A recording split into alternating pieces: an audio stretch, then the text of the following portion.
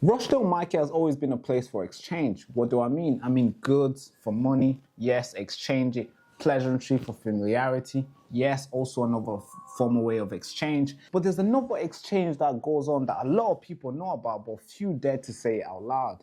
And that is innocence for pleasure. Yes, I want to tell you this story that just came out. There's multiple reports on this. Telegraph, BBC, Sky News, almost everybody's touching it. 7 men just been convicted for exploiting teenager girls who were repeatedly raped and assaulted in Rochdale for 5 years. This happened in 2001 to 2006. I want to tell you that story because I'm from Manchester. I kind of have a way of how it happened.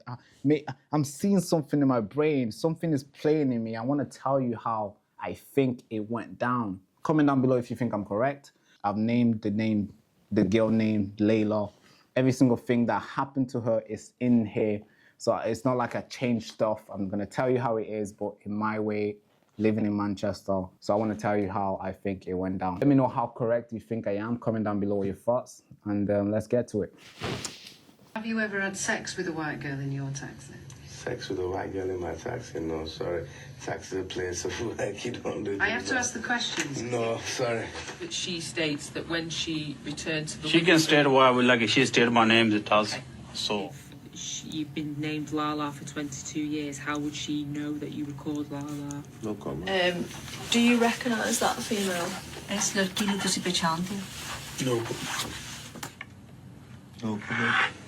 I can't remember the road's name. It was on the main road. Did you say what area, sorry? Rochdale. Rochdale. Right. Layla was 13 when she first started wandering around through the shops, through the market, through Rochdale Market. Yes, she's looking for spray essence. You know those small little spray cheap, they're like £5. Maybe she was looking for that. Or maybe she was looking for a kebab, you see, yes. But she came there for tights for her school. She wanted to buy tights to go to school. You know the ones that where you can wear multiple times without it getting ruined? Yes, that's what she came for. But instead, she found Bossman, Mohammed Zahid, known to everybody as a Bossman. He had a way of making girls feel seen. Not in a way where a father makes their child feel seen, or maybe not in a way a teacher should, but in a way where a predator does, like a fisherman watching the water ripple just before the catch. Yes, that was Bossman.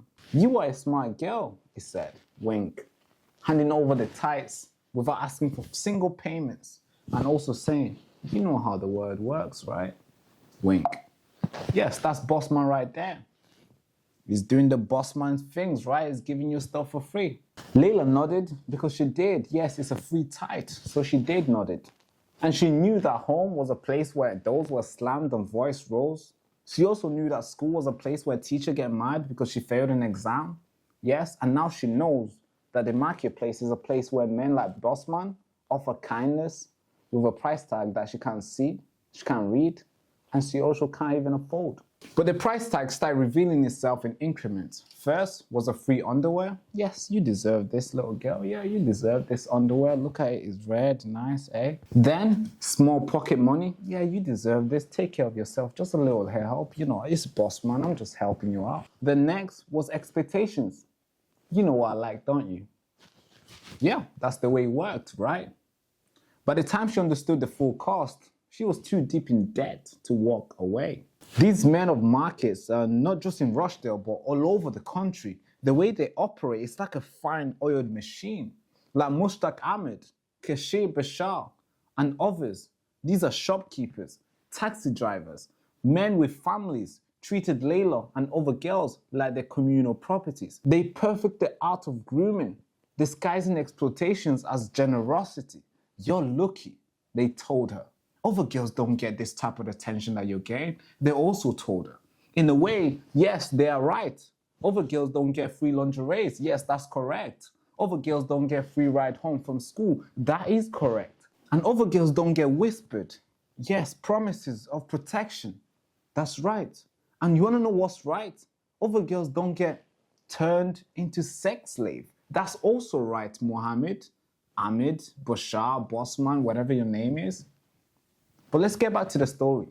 Later, it's not like Layla stayed there and she was just sitting there and be like, yeah, I want to stay with you guys. I want to just mess around with you guys. No, Layla tried to leave. She packed a bag, walked to the bus station, sat on the cold metal benches. Have you ever been to Rochdale? Yes, they got those benches. Yes, she sat on those waiting for courage to arrive. But instead, it was a familiar car, maybe a BMW, maybe Audi, whatever the Audi that they drive. And you know, yeah, you can kind of recognize them when they drive. And they probably said to her, you don't want to do this. You know what happens to girls who run away. And maybe she does know, because maybe she's seen bruises on other girls who tried to run away. So guess what? She probably stayed. Today, justice arrived in slow motion. The police had known for years. Everybody had known for years. But knowledge is not action. And action back then in 2001, 2010 was not justice. Because back then, they would just call you a prostitute. They'll call you a slag. They'll call you you making your life choices. That's what justice back then was. But today, finally, something came for Layla that she was waiting for a very long time. Layla was probably sitting in a courtroom today, watching these men walk in who stole her childhood, pretending to be respectful men. Yeah, they wore suits. Of course, they wore suits. They nodded like they're coming in to receive an award. Yes. And they also denied everything. Yes, they did. I never touched her, Bossman says. She wanted it, Mustaq Ahmed added. She is lying, Kashir Bashar insisted. Yes, from a distance, because this guy was literally trying to run away before the trial began. Insane, right? But the jury took their time, 3 weeks. 3 weeks to decide whether the years of rape, coercion, and destructive amount of guilt, all that put together. So when the verdict came today, Layla didn't cry. She didn't chase around. She simply sat around and watched and heard the word that she wanted to hear for a very long time. For years, she'd been waiting for this word. And that is guilt, Mohammed, Bashar, whatever fuck silly name you have. Guilt, Bossman. How is your name even, Bossman? Guilt, Keshe, Bashar, guilt. Guilt, guilt, guilt. That's the words that she'd been waiting for a very long time. I'm assuming she was really happy today. But don't get this twisted. This came after 15 years of her probably fighting, going battling, people telling her she's lying, authorities probably holding her hostage from going out there and telling the story of how the authority failed. All that, finally something came for her.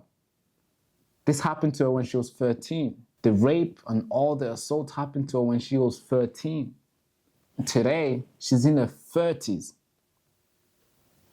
Just keep that in your mind. I started this video by saying Rochdale Market is always ready to exchange. It's a place of exchange, right? Now, finally, the men who traded her innocent are now finally paying the price. Now, I don't know if you were to ask me how much this is worth, what's the biggest, how much should they pay for this?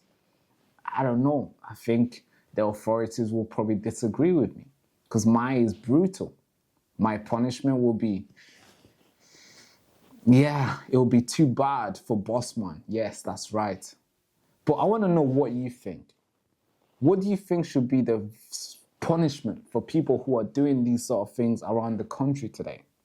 Not just back then. Yes, I know this thing happened almost 15 plus years ago.